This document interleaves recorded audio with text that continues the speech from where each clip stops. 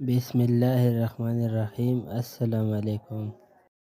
یہ 1917 کی بات ہے۔ عراق کے پہاڑوں میں برطانوی جنرل اسٹینلی ماؤدے کا ایک چرواہے سے سامنا ہوا۔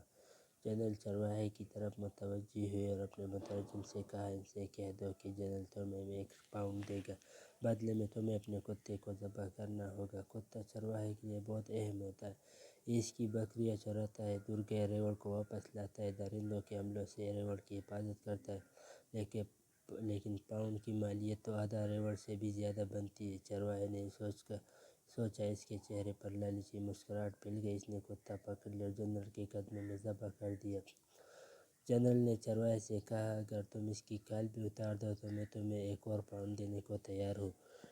چرواہے نے خوشی خوشی کتے کی کھال بھی اتار دی۔ جنرل نے کہا، میں مزید 1 اور پاؤنڈ دینے کے لیے تیار ہوں اگر تم اس کی بوٹیاں بھی بنا دو۔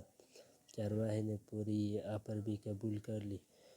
جنرل چرواہا کو 3 پاؤنڈ دے کر چلتا بنا۔ جنرل صاحب چند قدم آگے گئے تھے کہ اسے پیچھے سے چرواہے کی آواز سنائی دی۔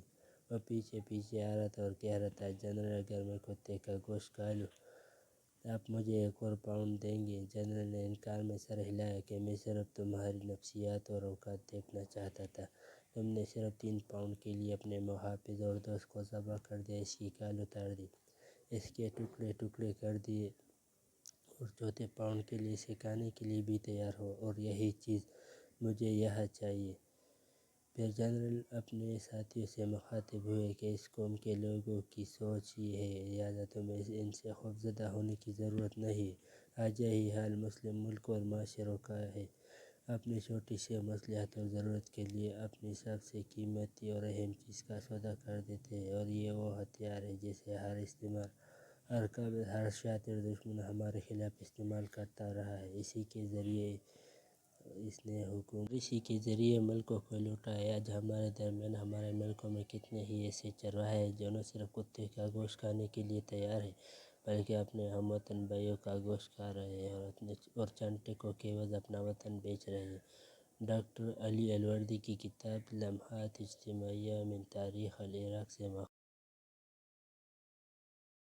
آپ کو اگر یہ کہانی اچھی لگی ہے تو اس ویڈیو کو لائک کیجیے اور اس طرح کی مزید کہانیاں سننے کے لیے ہمارے چینل کو ضرور سبسکرائب کیجیے۔